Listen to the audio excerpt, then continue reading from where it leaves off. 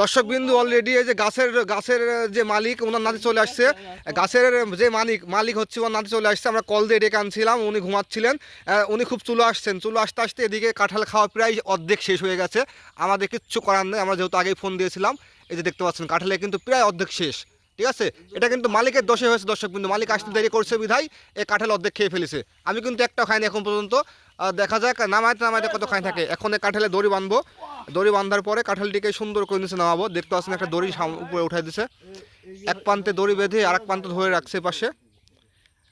এই যে দড়ি বাঁধার সিস্টেমটা দেখুন, দড়ি বাঁধতেছে এখানে।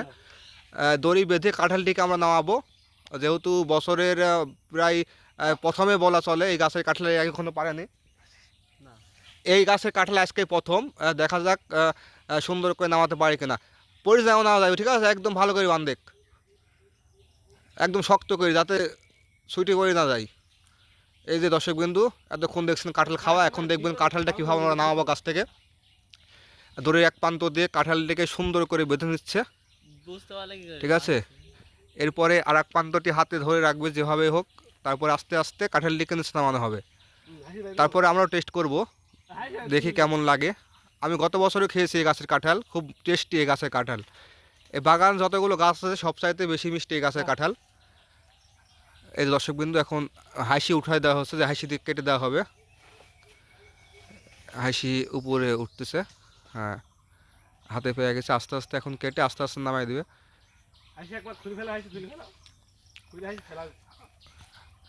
আসলে এখন আম জাম কাঁঠালের সময়, গ্রামে না আসলে বুঝতে পারবেন না, যারা গ্রামে থাকে তারাই বুঝতে পারবে।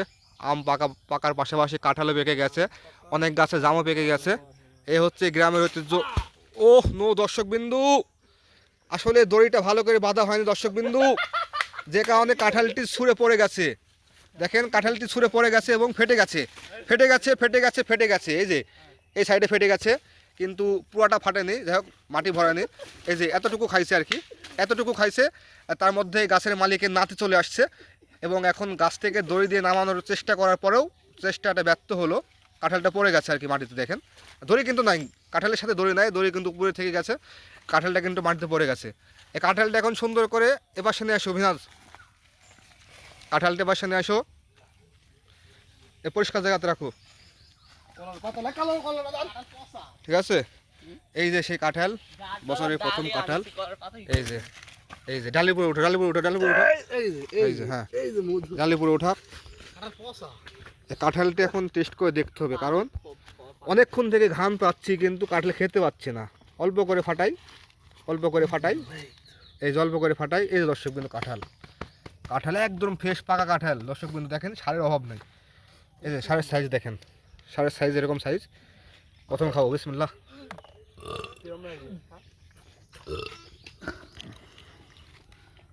অনেক মিষ্টি, সুন্দর, সুস্বাদু। এভাবে কাঁঠাল খাওয়ার মজা আলাদা দর্শক বিন্দু। যদি কখনো গ্রামে আসেন তাই করে দেখবেন, তবে কোনো রিস্ক নেবেন না।